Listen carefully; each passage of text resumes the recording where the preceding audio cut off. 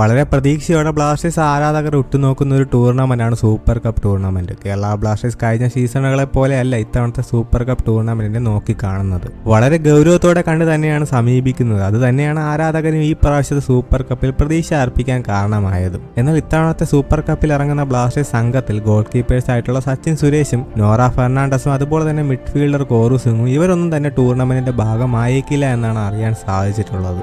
സച്ചിൻ സുരേഷ് ഇഞ്ചുറിയുടെ പിടിയിലാണെന്ന് നേരത്തെ തന്നെ റിപ്പോർട്ടുകൾ ഉണ്ടായിരുന്നു. നോറ ഫെർണാണ്ടസിന്റെ കാര്യത്തിലേക്ക് വരുമ്പോൾ താരത്തിന് ഇഞ്ചുറി അപ്ഡേറ്റ് ക്ലബ്ബ് കഴിഞ്ഞ ദിവസം ആരാധകരിൽ എത്തിച്ചതാണ്. അതോടൊപ്പം കോറു സിംഗ് നിലവിൽ ബ്ലാസ്റ്റേഴ്സ് ക്യാമ്പിലില്ല. താരം പേഴ്സണൽ റീസൺസ് മൂലം കളിക്കളത്തിൽ നിന്ന് താൽക്കാലികമായി വിട്ടു നിൽക്കുകയാണെന്നാണ് അറിയാൻ സാധിച്ചിട്ടുള്ളത്. കേരള ബ്ലാസ്റ്റേഴ്സ് തന്നെ അതുമായി ബന്ധപ്പെട്ട ഒരു സ്റ്റേറ്റ്മെന്റ് പുറത്തു വിട്ടിരുന്നു. അതുകൊണ്ട് തന്നെ സച്ചിൻ സുരേഷും നോറ ഫെർണാണ്ടസും കോറു സിംഗും ഇവർ 3 പേരും കേരള ബ്ലാസ്റ്റേഴ്സിന്റെ സൂപ്പർ കപ്പ് ക്യാമ്പയിനിൽ പങ്കെടുക്കാനായിട്ടുള്ള സാധ്യതകൾ വളരെ കുറവാണ്. എന്തായാലും ആദ്യ മത്സരത്തിൽ ഇവർ 3 പേരും ഉണ്ടാവില്ല എന്നുള്ള കാര്യം ഏറെക്കുറെ ഉറപ്പായിട്ടുണ്ട്. ബാക്കിയുള്ള മത്സരങ്ങളുടെ കാര്യം അറിയില്ല.